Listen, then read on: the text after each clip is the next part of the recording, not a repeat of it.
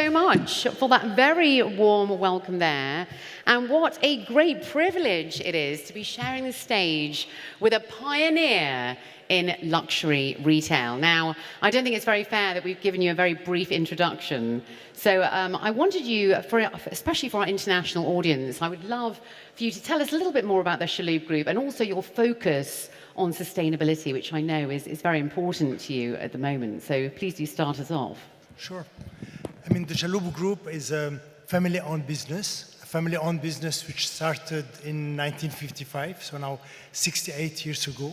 Very focused on luxury, fashion, beauty, homeware, and at the same time very focused into the Gulf area and into the Middle East. We are about 15,000 people, passionate, motivated, ambassador of luxury, a partner of luxury, who have helped, I would say, bring the luxury to the fingertip of our customer everywhere, anywhere, and with the best possible experience.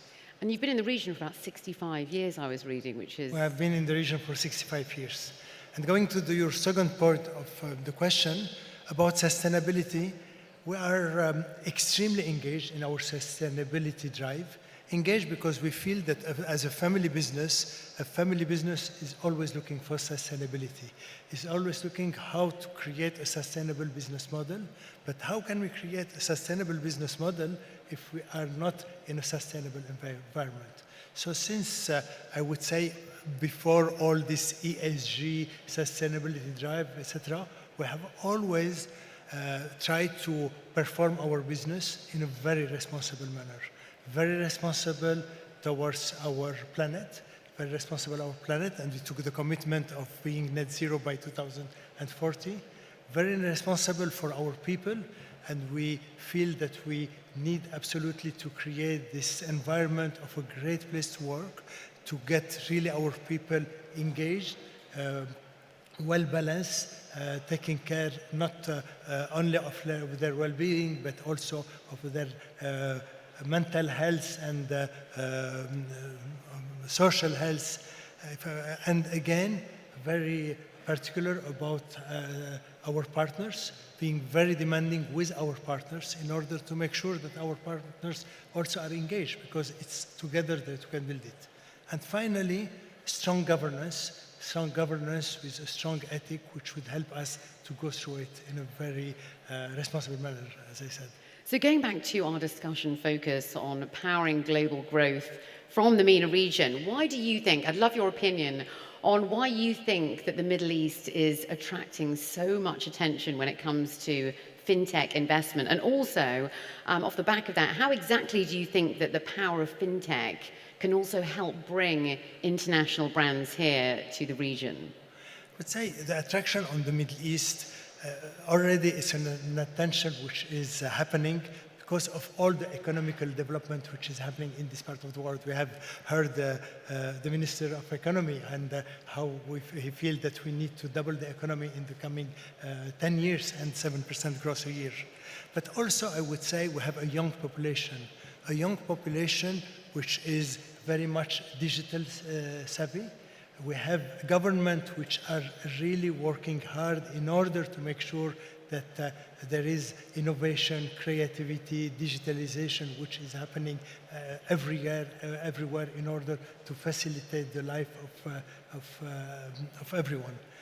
But at the same time, I would say there is, within this part of the world, looking forward and perhaps make a leapfrog about certain elements which have taken a lot of time in much more developed countries and moving to the next phase much before anywhere else.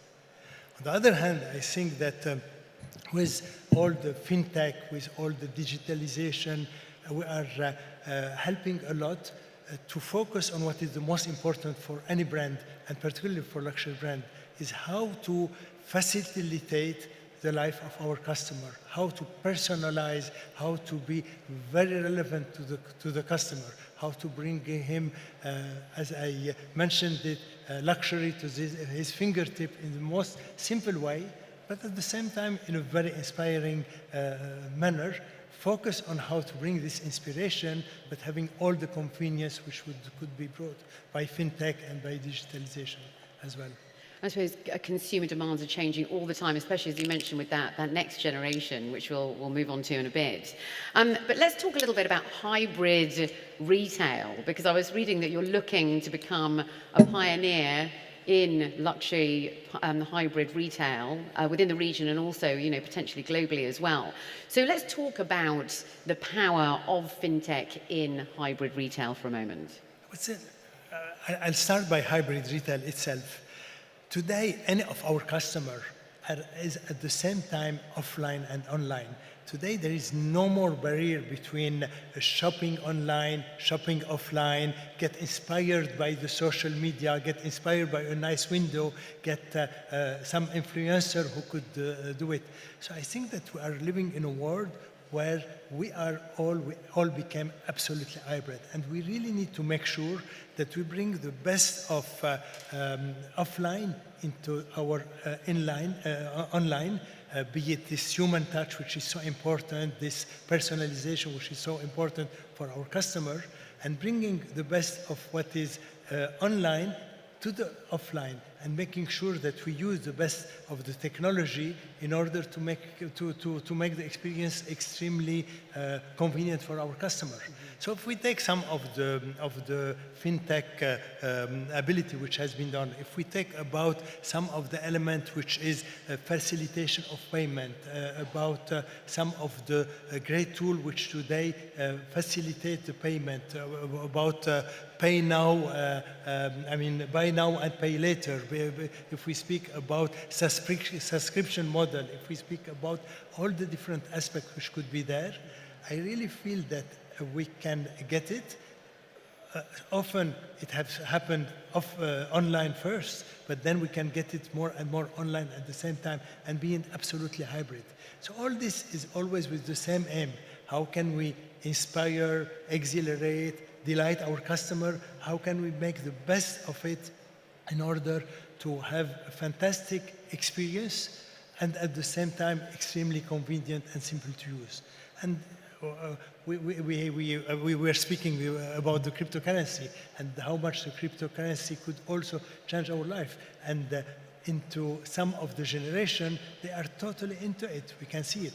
We can speak again about the Web 3.0 and all the metaverse and also the connection with all of it.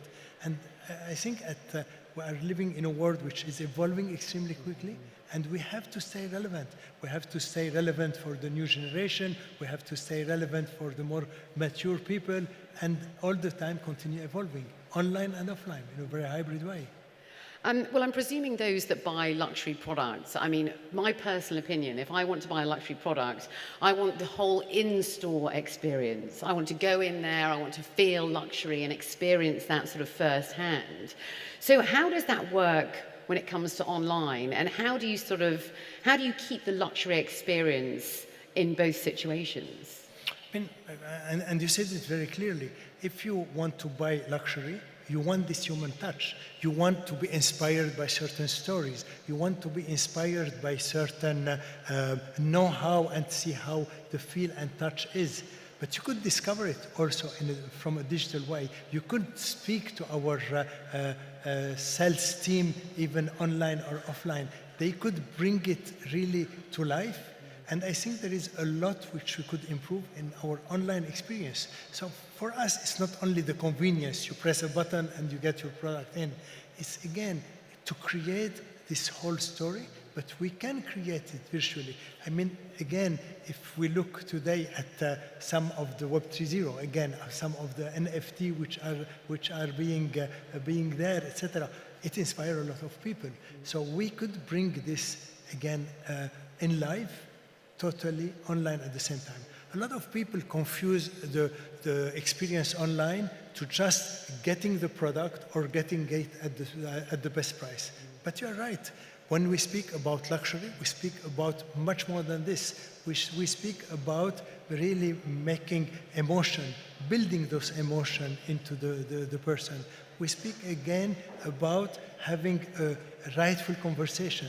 We speak about our personal aspiration, how can to what we aspire. We speak about the dreams and how can we make those dreams coming into motion. But when you watch a movie, you could also dream. When you watch a video, you could also dream. So we need to bring it.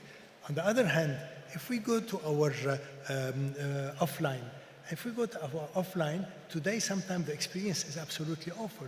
If offline you go to your favorite store and they don't recognize you, they don't recognize the size of your shoe, they don't recognize your pattern, they don't come with an offer which could please you, you lose this personalization. So you have a device which is a little bit impersonal, but who give all those features, and you have human being who can give all those features, but who lack the data. So our aim today as a retailer, a hybrid retailer, is to make sure that we bring those two worlds together. We get the best of one and get it into the other world, and we get the best of it and we bring it. And for the customer, it becomes a seamless experience, offline and online. Look at the payment we're speaking about. How much is easy online, how much often it's complicated, and you could wait for hours on your offline experience. Sometimes you queue in your offline experience while it's very convenient. You go online and you get it on. So all the mission which we have is to make sure, and really digitally it has given us a big boost, because today brick and mortar retail is not dead. What is dead is bad retail. We all need to engage to make our customer inspired, exhilarated, and delighted. So that hybrid model basically gives you that ultimate luxury experience in the end anyway. So it's essential for this day and age. Yeah, but easier said than done, because when we go to execution, you have a lot of different elements. Then we need to utilize it in many of our features. Look at supply chain, how to make sure that you have the right product at the right moment, at the right place. How can you make sure that you deliver it and bring it to the fingertip of your customer in the best possible manner, and you do it, how you market it. So a whole large experience into doing it. And going back to the fintech, I would say all this, the elements which are linked to the payment process, banking, non-banking, has to be done in an extremely smooth way, be it between us and our client, between us and our suppliers or service provider. And often it's really a big hurdle for us in order to be able to do it and to evolve of it. And I think today we have a lot of facilitation, but it's just the beginning. There is so much which could be done still.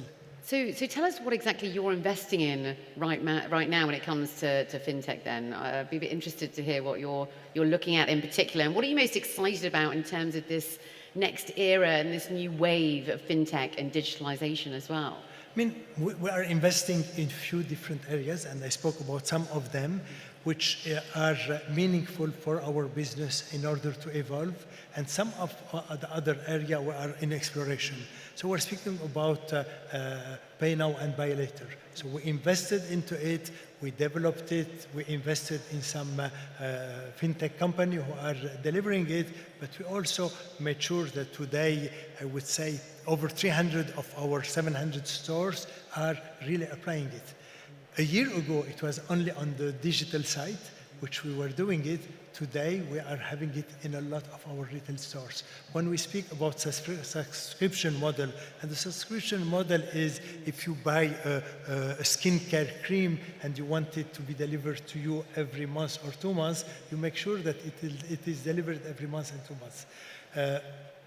Much easier done into the digital world, but we invested quite heavily into it to replicate it also into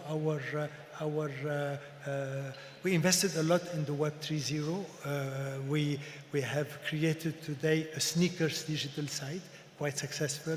We have launched a year ago our first metaverse in 2 of our brands, and making sure it could be at the same time interesting. And we were surprised, I would say, when we launched the first one, we launched 925 pieces. In 5 minutes, it was gone. In a few hours, the price has been multiplied by 10. I'm sorry, by 10, which was remarkable. Wow. But then you need to make sure that we do it. But again, the investment could be into the platform. The investment could be into also the people. How are we going to make sure that we have the people, the talent, who can drive it? How can we develop our own people? I was speaking about the sales attendant role today. It has totally changed. He is not anymore waiting to the customer. He can engage with his customer, make sure that he continue. During COVID, it has helped us to see the power of this connection. Even if you don't meet, even if you don't visit the store, how can we continue the conversation, engage into the conversation? So a lot of our investment has been going into training our people in order to be able to use the best of the technology. Cryptocurrency as well. I mean, a lot of us do not understand how it functions, how we can deal with it. So in several parts of the business, there has been quite important investment to it, but always making sure that we are focused to our customer. What would really it mean to our customer? How can we make sure that we are there to delight him all the time? And as you said, the metaverse is a very exciting focus at the moment for a lot of companies, for a lot of industries, for a lot of governments even as well. So I mean, that's definitely going to be a huge game changer moving on, especially in the world of retail, as you said, because then that sort of amalgamates that whole experience, doesn't it? Let's talk about innovation in-house at the Chalhoub Group as well. What are you doing to sort of nurture that type of innovation when it comes to fintech and retail as well in-house? So we put in place an incubator and an accelerator for startup since about now 7-8 years. And the incubator, the greenhouse, was here first of all as an incubator for our own internal people who were willing to go into an entrepreneurial mindset. But we have made it evolve today to become a beauty lab, a fashion lab, a startup studio, and quite a lot. We called it more retail tech, because it's not only about the fintech, but also it encompasses a lot of the fintechs, but making sure that we have and we are invested with a lot of retail tech. And making sure also that we attract those entrepreneurs, be it from within the group or from outside the group, in order to be able to partner with them and to make sure that together we can create certain solutions. We offer them a fantastic platform to try, to experiment, to move forward and support them. And they offer us a lot of ability to move into certain of the technologies which we do not, it will take us time to get in, we will need to buy it, and some time to experiment it. So it has been a fantastic drive for our incubator, for the greenhouse.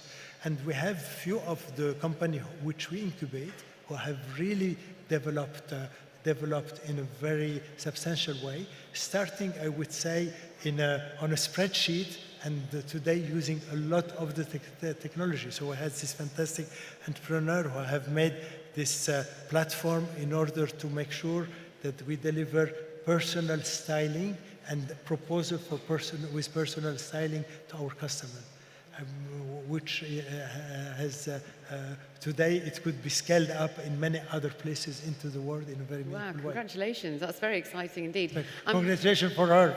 It's a she, and she has done a fantastic job. So we only have a minute left. So if there are any international brands that are here today, what advice would you give to them if they were looking to enter into this market in particular? What is the key to success for this region in particular? I mean, it's always difficult to preach, but I would say an international brand sometime, and especially into the luxury, could come with an arrogant position. And obviously they know well the brand, they know well their know-how, they know well the attribute, etc. So the advice I would give is also to understand the market, to make sure that they understand not only the market but the consumer. And it's not a one-time understanding. It's the consumer is evolving so quickly. and not always in a similar way between Asia, America here, or not necessarily at the same speed. So really to also engage and understand and acquire this knowledge of the market and make the necessary adaptation. Adaptation doesn't mean that he changed anything in what the brands stand off, on the contrary, but at the same time, it has to adapt in order to make sure that it evolves. And then remain agile, not standing in a very closed mind, but making sure that there is this agility which helps to look what is happening in Saudi Arabia, all this societal change and so quick. So how to evolve to make sure that with agility we could adapt, but staying true to ourselves. Sadly, I can hear the gong going just backstage. It's been a great pleasure to sit with you, to share the stage with you here today at the Dubai FinTech Summit, and thank you for sharing your knowledge so openly with us here today. Ladies and gentlemen, Mr. Patrick Chalhoub. Thank you.